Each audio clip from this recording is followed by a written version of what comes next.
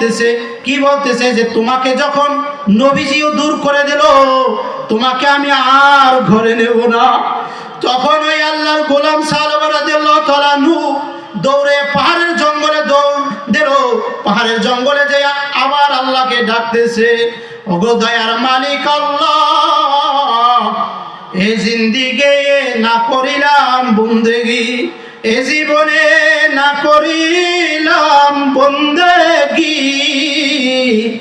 গুনাহ করে কাটাইলাম জিন্দেগি, গুনাহ করে কাটাইলাম জিন্দেগি। আল্লাহু আকবার। সালমান রাদিয়াল্লাহু তাআলা আনহু আল্লাহর দরবারে দুইটা হাত তুইলা কাঁদতেছে আর বলতেছে, মালিক সকলের দরজা থেকে তো ফিরাইয়া দিল, আপনার দরজায় শেষ মুহূর্তে হাতটা তুললাম, আপনিও কি আমাকে ফিরাইয়া দিবেন? একদিন, দুই দিন, তিন দিন পর্যন্ত কাঁদছে।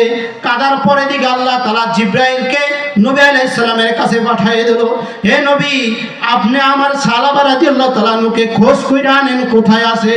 আমি আল্লাহ আমার সালাবার কান্নার আওয়াজ আর সহ্য করতে পারি না।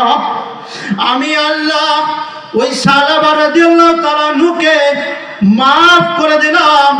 এবং নবী, আমি আল্লাহ ওই সালমান রাদিয়াল্লাহু তাআলা আনহুকে আমার আপন বান্দা করে নিলাম। বলেন সুবহানাল্লাহ।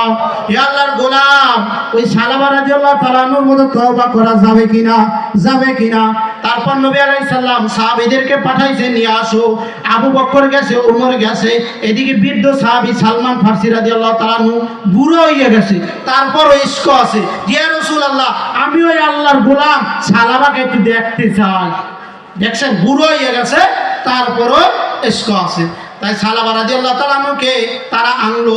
আইনা যখন মক্কার ভিতরে আস্তে আস্তে ফজরের টাইম হয়ে গেল, ফজরের জামাত চলতেছে মসজিদের ভিতরে।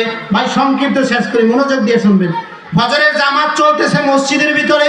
যখন জামাত শুরু হইল, তখন আল্লাহ রাসূল সাল্লাল্লাহু আলাইহি ওয়াসাল্লাম দ্বিতীয় রাকাতে পড়তেছে, আলহাকুমুত তাকাসুর হাত্তা যুরতুমুল মাকাবির, যে তোমাদেরকে দুনিয়ার পেশাব, তোমাদেরকে দুনিয়ায় আল্লাহ থেকে ধোঁকায় ফেলাইয়া দিল, তোমাদেরকে দুনিয়ায় আমার গোলামি থেকে দূরে সরাইয়া দিল।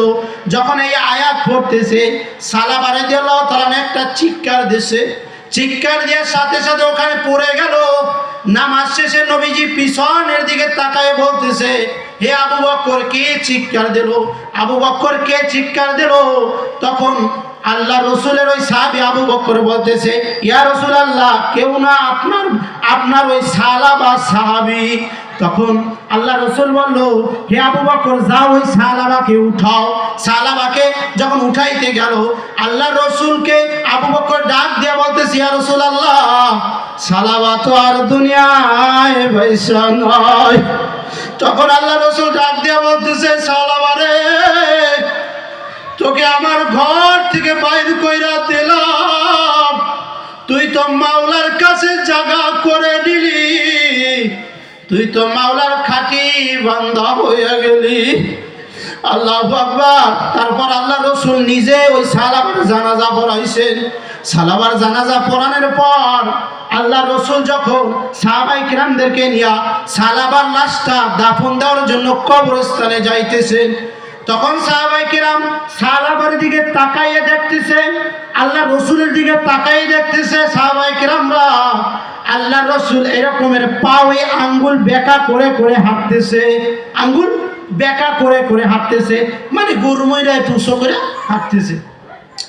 আল্লাহ রসুলের এই দৃশ্য দেখা আবু বকর, উমর তারা বলতেছে যে কারণটা কি?